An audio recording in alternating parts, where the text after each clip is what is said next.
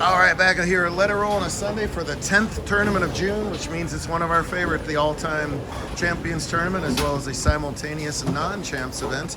Matthew Adrania's only title came in the handicap division. Adults must bowl scratch in this sort of alumni event. He's got his hands full taking on red-hot 8-time champ Gage Baker. They're just getting started in the scratch title match. The scratch non-champs title match is here between Jaden Mabry and Jason Gutzeit. Each looking to win their first scratch title, while Jason has one handicap, Jay? Yeah. One handicap, and so does Jaden. So someone's going to double their title total.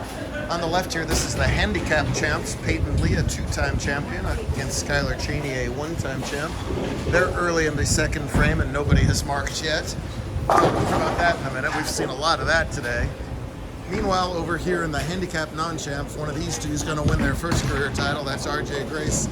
He's taking on Sarah Linus, and Sarah, I thought she was going to go between the 310 on that. That would have been interesting. It's a 22-pin handicap difference that RJ's got to make up, and so far so good, as Sarah has yet to mark through 4 frames, while RJ has gone spare, strike, spare.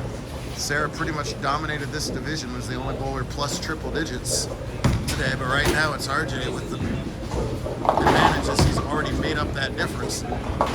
Pins falling everywhere, manages to lead the 1-8. So changing plans for the Linus family. It's going to be Sarah bowling scratch next year, and Andrew's going to stick in handicap to the result of this weekend.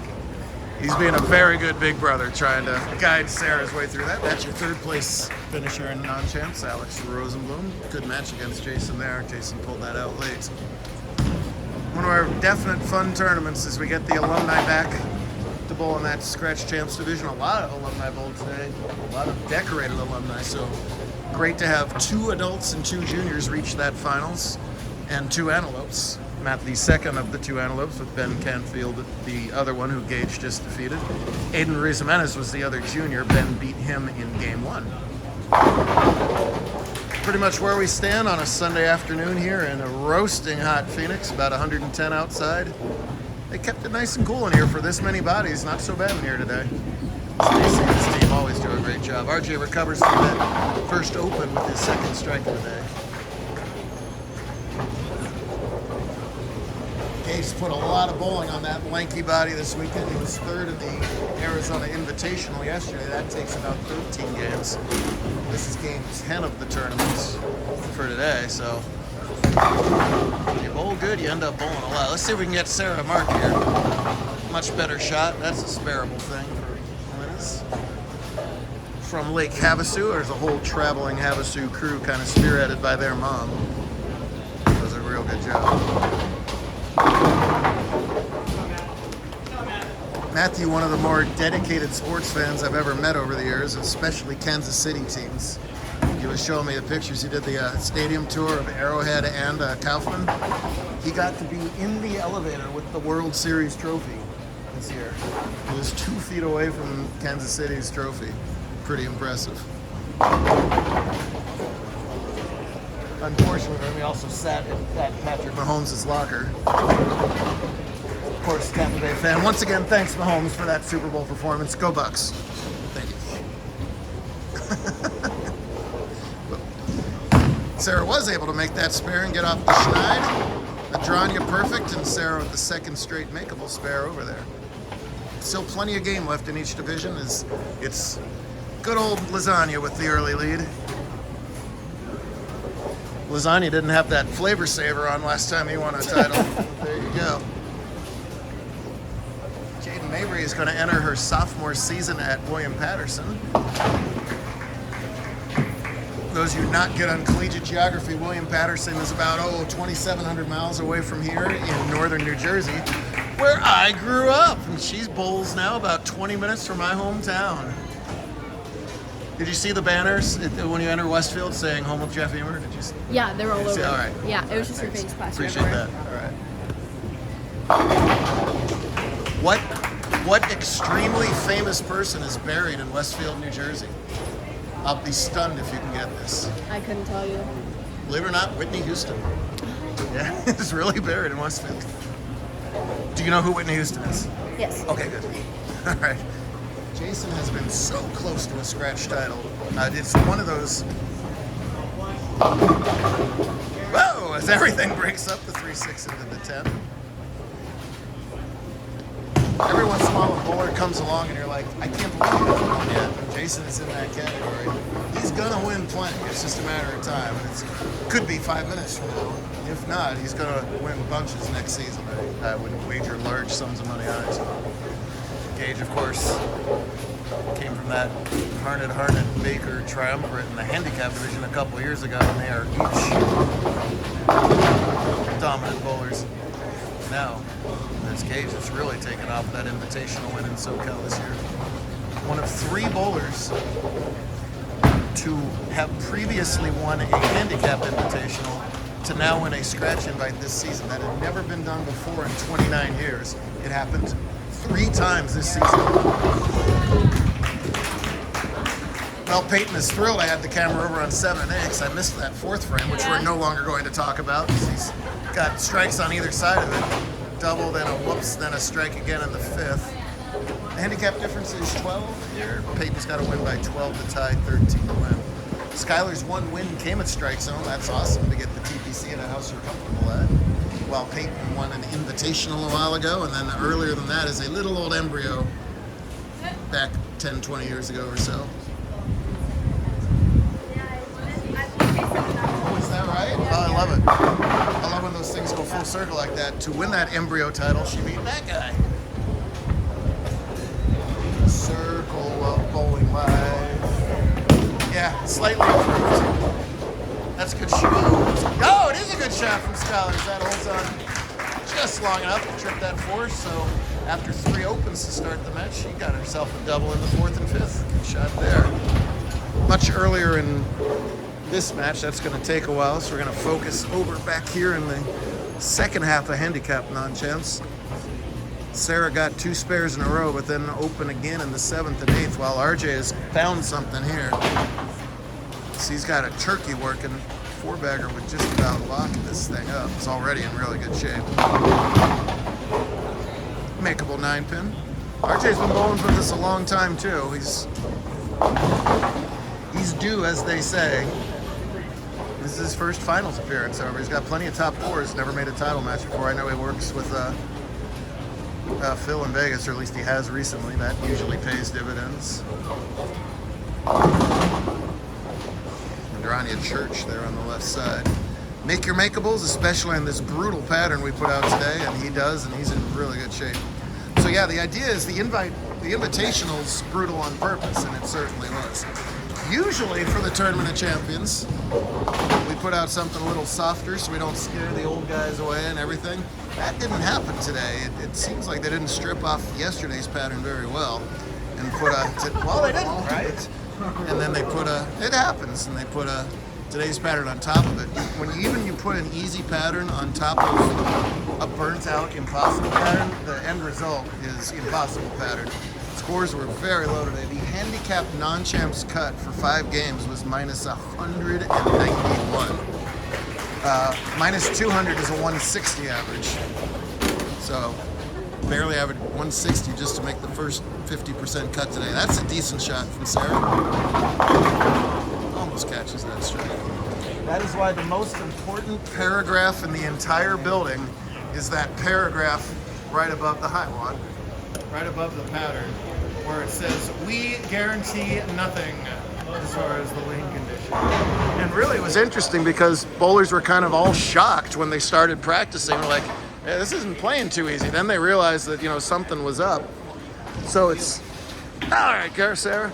So it's really up to the bowlers in that case to make the adjustments. And there was kind of a collective gasp. It took a couple games, and then the scores started getting a little better, but obviously still super dependency on making shots. There's nothing wrong with that either. So the bowlers that were able to kind of crystallize what was going on the lanes today and make the adjustments sooner are pretty much the ones that you see here bowling for the title. And as the semis, the lanes kind of evened out a little bit. And the guys and gals who made the top 4 each started bowling just fine in the semifinals.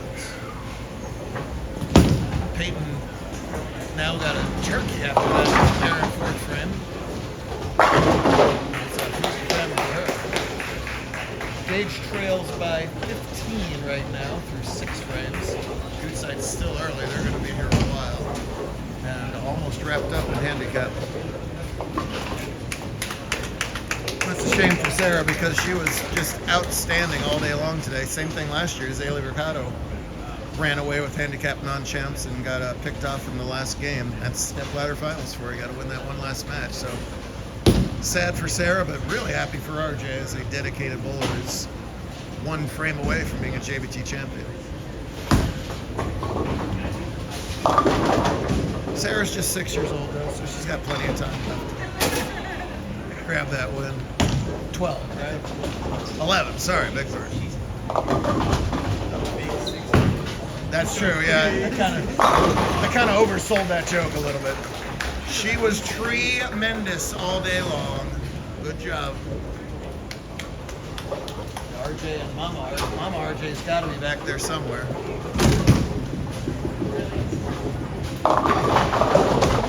As much as these, back-to-back rounds for that. As much as these kids work their tail off, it's also the parents carting their butts to tournaments left and right, and that should be a happy lady right there as well. Yes, ma'am. Your knees are looking like mine right now.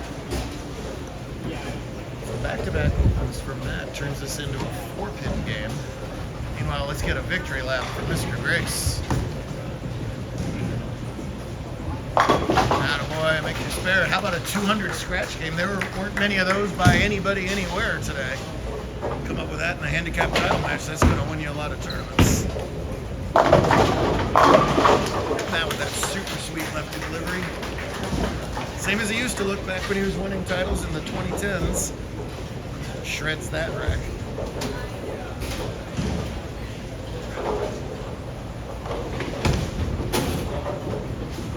All that work. How about a 202 game for brand new champion RJ Grace? He knows it, yes sir. Awesome job, RJ. Awesome shot, Mabry. Gage with the strike up. Take the lead in the 8th frame.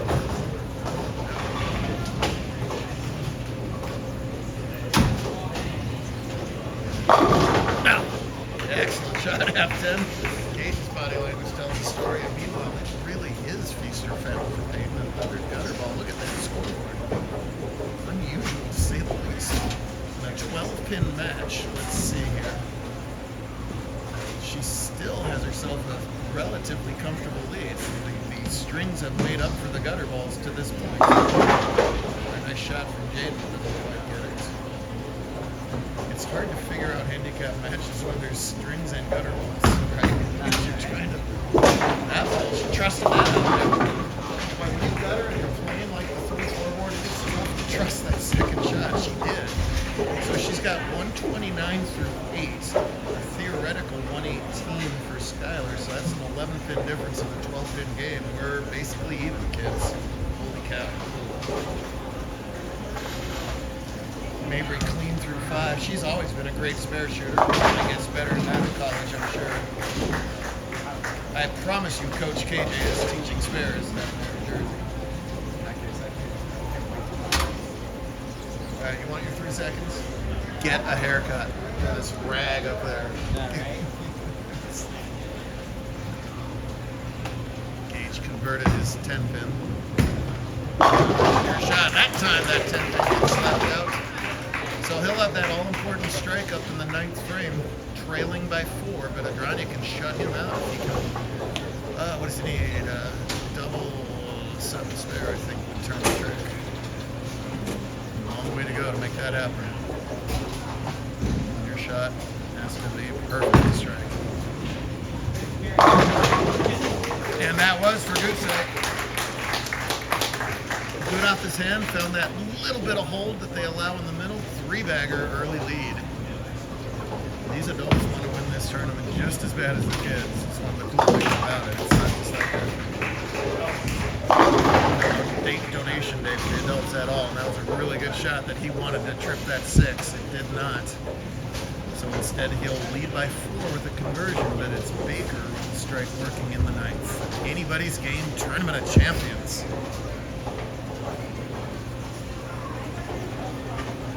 Really takes his time, does that two-handed, but puts the opposite hand directly over top of the ball. It's got to be, he stands there. It keeps it balanced.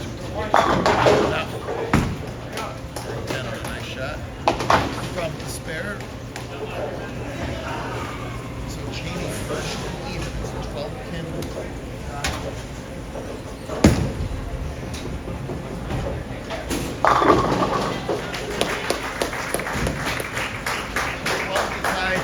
To win for Peyton. That strike for Skylar was huge because she's got the strike up in the 9 and held the count from the spare. Peyton has to win by 12. She leads by 11. And this title match will come down to the 10th frame. Yep, the 10th turn of June. Excellent spare from good sides. Half 7 comes the drum. What? We heard, yeah. Skylar doesn't lose count. Matt, you were definitely missing an 8. Okay. So Matt's going to get that shot over. He did not have a full rack. Here's maybe. Camera approved strike from Avery. So again, there's the reset of the snare with the scratch dimension. And Rania hits another shot. He knows where to play. Already knew where to play with that F7 to give him the best partially more information. On the spare attempt. Oh, she chops the one up 3-6 in the 10th. 144, she's getting 12, so that's 156. 9 out of 8, 157. So 9 pins, and this ball wins for Lee. Anything else she'll have to spare. Johnny on the reshot. Well, doesn't throw it as good, still gets the same count.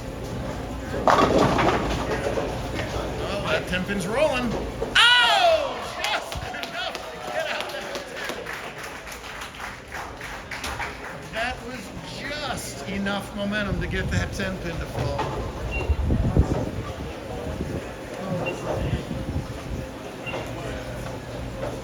I mean, an ounce less energy, and that 10 pin does not fall. Matt spares his up. He needs 8 pins to force Gage to double, or to strike in the 10th frame. Peyton needs 9 on this ball to lock it up, and that's a good shot. That's a winner, right? Plus 12 for Skylar's 156. That's 157 with an error. We're going to tell her she needs to make it, just in case I'm wrong. Or I'm not saying she doesn't need to make it. She better believe that, but I think that does it, right? Anybody else agree? It's clear, right? The difference is 12. Right? Oh, Goodside will take that break. He's been throwing great shots. He deserves a Brooklyn break right there. He happily takes it. I think for Jason, Brandon, you can take a lesson here. More hair, less hair. Jason finally shaved all that salad off the top of his head. It's 110 degrees up there. I think it's the right move anyway. Spare it up anyway. There's the UFC winner. So another major to go with her invitational title for Peyton. Would be her 3rd career. For Gage, who has already had a spectacular season if nothing else good happens to him. Needs strike and minimal counts to add a scratch TOC to his collection and defend the turf for the juniors. More juniors and adults have won this tournament over the years. It's fairly close. It's a couple of adults won the last year. Full taking advantage of that strike by Jay there. We got a good one cooking in non-chance right now. It's a one-shot tournament between Gage and Manicotti.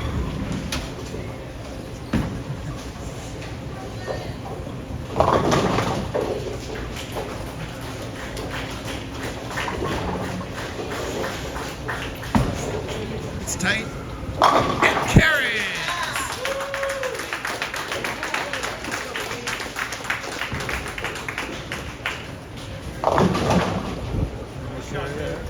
Have a little sip there, you know. Does need to still, it's not quite academic at church or something like that. Would that even do it? 67. Yeah, church or something would be a problem. So good for him to stay in the moment here. Another mature move. This kid has come a long way. He's obviously got the genes to make it happen between Mom Shannon and the dad Mark. But it was He's a multi-sport athlete. He's a great basketball player, volleyball player. He's focusing on the bowling just as much. And can go places, for sure. Can't do it any better. Wow, wow, wow.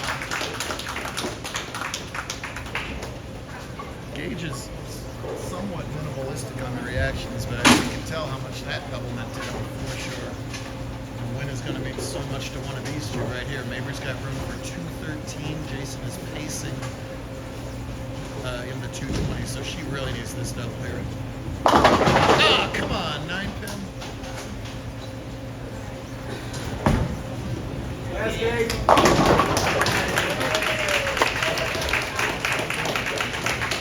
Very well bowled match between two really nice, well, quote-unquote kids. You're all kids to me, sorry. But Gage's amazing season continues. Oh, there's a smile out for Jaden. This is runner-up. Said the 200 was winning most games today. It certainly was. She's looking like she's going to shoot a clean 2-0 here with an 8 or better. That's a typical Mabry game. Jaden's been shooting clean games since she was a little one. That gets you far in college bowling, by the way, as well. But we'll let her finish out here and then talk about one last person. Peyton, when the last time you went double got her, 3 in a row, got her to win? Probably when you were an embryo, yes. Well, listen, an excellent 199. Nothing wrong at all with that. Still had the strike of the day with that messenger. Yeah. That film. Yeah, it's good. Right now, let's get the spotlight on a kid who has waited a long time for this one.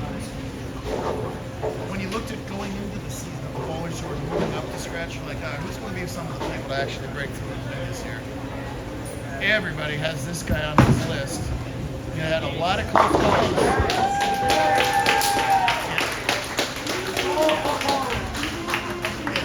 Happened yet. Let me translate that slap out for you. That meant finally in bowlerese. So, of the Stooges, scratch win, too much hair, and an ASU cap without a scratch win. Come on, man. I'm trying. Do you have anything to say for yourself? You're right on camera. Yes. I'm trying. After like 5 years of this, I'm still trying. You're gonna get there. The way you finish the year, you're getting scratch win real soon as well. There's gonna be a crop coming up into scratch next season. There's like 30. No. There's like 30 180, 185 plus bowlers that are all just dying to start bowling scratch in about a month and a half in Gilbert. But the last shot of the TOC is all this guy's. How about a backup ball for 247? That's a winning score.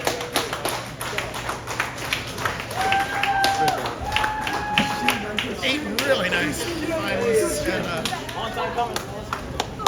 party at Goots's.